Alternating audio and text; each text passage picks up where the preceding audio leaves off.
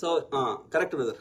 అన్నేపాకుల సురేష్ ఈ దేశాన్ని పాలించాల్సిన మూలవాసి వలస వచ్చిన వాడి చేత పాలించబడుతున్నాడు. కాబట్టి ఇప్పటికైనా మూలవాసులారా, అనార్యులారా, శూద్రులారా మేల్కోండి, మేల్కోండి, మేల్కోండి. ఓకే. ప్లస్ బ్రాహ్మణుడు పైన ఉండాలంటుంది కాబట్టి క్షత్రియుడైనా యుద్ధం చేసేవాడు చచ్చిపోవాలి, క్షత్రియుడు చచ్చిపోవాలి. వ్యాపారం చేసేవాడు నష్టపోవాలి, వైశ్యుడు నష్టం కావాలి. ఇక మొద్దు పని చేసి ఇక అన్ని విధాలు బాధపడాల్సింది వాడు శూద్రుడు. కాబట్టి బ్రాహ్మణుడు తప్ప ఈ మనువాద వ్యవస్థలో మిగతా అందరికీ ఈ బ్రాహ్మణుడికి సేవ చేస్తున్నారు. క్షత్రియుడు కూడా బ్రాహ్మణుడికి సేవ చేస్తున్నాడు, వైశ్యుడు కూడా బ్రాహ్మణుడికి సేవ చేస్తున్నాడు. ఇక శూద్రులు అయితే ఇంకా మొద్దు పని ఇంకా ఎక్కువ చేస్తున్నారు. అంటే ఇప్పుడు క్షత్రుడు చచ్చిపోతాడు యుద్ధం చేస్తే, మరి బ్రాహ్మణుడు చేయొచ్చు యుద్ధం అంటే ఆలోచించండి. He don't want to do anything, he just want to control entire all the remaining 3 communities. మిగిలిన మూడు వర్ణాలని కంట్రోల్ చేస్తుండు వాడు. గుళ్ళె పూజారి అయితే ముచ్చట చెప్తాడు, రాజు దగ్గర మంత్రి ఉన్న ముచ్చట చెప్తాడు, కత్తి పట్టడు, ఏం చేయడు, ఎవ్రీథింగ్ హీ కంట్రోల్స్. అంటే ఎంత స్వార్థపడో అర్థం చేసుకోండి. అంటే ఏమంటున్నా, ఒక్క శూద్రులే కాదు, వైశ్యులైనా సరే, క్షత్రియులైనా సరే మేల్కొంటారు అయ్యా. ఈ బ్రాహ్మణ వ్యవస్థలో బ్రాహ్మణుడు తప్ప మిగతా ఎవ్వడికి సుఖం లేదు, అది గ్రహించాలి. ఓకే.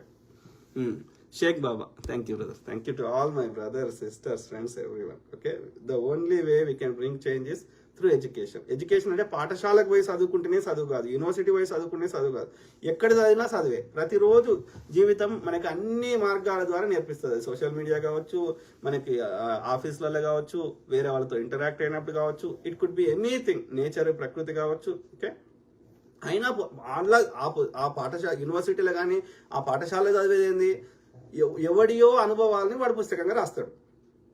రైట్. ఎందుకంటే ఆయన ఎవరో టెలిస్కోప్ కనిపెడితే మళ్ళీ నేను టెలిస్కోప్ కనిపెట్టాల్సిన అవసరం లేదు. ఆయనకున్న నాలెడ్జ్ని పుస్తకంలో రాసిండు, అది చదువుకొని ఇంకా దానిపైన ఇంకోటి కొత్తది కనిపెట్టాలని కనిపెట్టుకోవచ్చు. కాబట్టి పుస్తకం అనేది వేరే వాళ్ళ యొక్క అనుభవాలని అలా ఒక పుస్తకం రూపంలో రాయడం జరిగింది. అది పాఠశాలకు పోయి చదివినా, ఇంట్లో కూర్చుంటే చదివినా, ఇంకో దగ్గర చదివినా చదువే.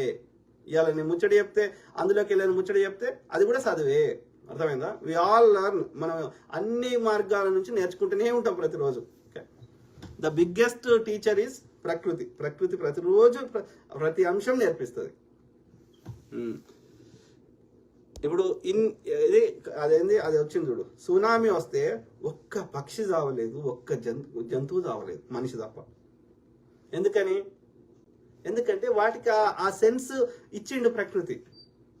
అర్థమైందా? కాబట్టి ప్రకృతి అన్నీ నేర్పిస్తుంది. కొంచెం మనం నేర్చుకోవాలనే ఆ బుద్ధి, ఆ జ్ఞానము, ఆ యొక్క ఇంక్విజిటివ్నెస్, ఆ కుతూహలము ఉంటే we can learn from anybody, anywhere, not only just from the school. Simple. Shaik Babu, thank you brother. ఈ దేశాన్ని correct brother. Annepakula Suresh brother. Yes, ఈ దేశాన్ని పాలించాల్సిన మనందరము బ్రాహ్మణి ఆ ఆర్యుల ఆ యొక్క కబంధ హస్తాలలో లేకపోతే వాని యొక్క ఏమంటారు ఉక్కు పాదం మీద నలిగిపోతా ఉన్నాం వేల సంవత్సరాల నుంచి. మనం మేల్కోవాల్సిన సమయం ఆసనమైంది. Vijay Kumar, thank you. Prashant Moni, how to overcome from being in India sir? The only way to overcome is, first thing is we need to వాళ్ళ సపోర్ట్ సిస్టమ్ ఏంది? ఆర్యులు ఎట్లా భ్రమ చేస్తున్నారు? ఇప్పుడు హిందువులనే కదా, ఇప్పుడు వాళ్ళకి డబ్బులు రావాలన్నా, వాళ్ళకి మద్దతు ఇవ్వాలన్నా, జంబికత్తులు పట్టాలన్నా వాళ్ళ సపోర్ట్ సిస్టమ్ ఏంది? హిందువులు. మనము అనార్యులము, లేకపోతే శూద్రులము, ఈ మూలవాసులము, ఈ క్షత్రియులము, వైశ్యులము, అట్లనే శూద్రులము. ఈ మిగిలిన 3 వర్ణాల ప్రజలే ఈ బ్రాహ్మణునికి పూజలు చేయించుకుంటున్నారు బ్రాహ్మణుతోటి. అర్థమైందా? చిన్న అన్నప్రాసన చేయాలన్నా ఈ బ్రాహ్మణుని పిలవాలి. సో కాబట్టి ఈ బ్రాహ్మణ్ణి పెంచి పోషిస్తున్నారు మిగిలిన 3 వర్ణాల వారు. ఈ తిరుపతి ఇంకో గుళ్ళ ఆ యొక్క డొనేషన్ ఇస్తుంది ఎవరు? మొత్తం దేశంలో ఉన్న బంగారాన్ని ఈ బ్రాహ్మణ దగ్గర పెడుతుంది ఎవరు? మనమే.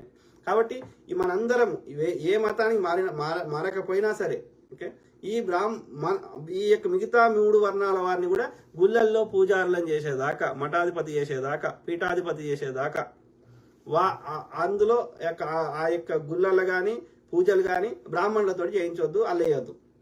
మమ్మల్ని కూడా క్షత్రియులని, వైశ్యులని, శూద్రులని కూడా ఏ ముస్లిం అయినా ఇమాం కాగలుగుతాడు, ఏ క్రిస్టియన్ అయినా పాస్టర్ కాగలిగినప్పుడు ఏ హిందూ అయినా పూజారి ఎందుకు కాలేడు బ్రాహ్మణుడు తప్ప అంటే బ్రాహ్మణులు వేరు, మిగతా హిందువులు వేరు, మిగతా 3 వర్ణాల వారు వేరు.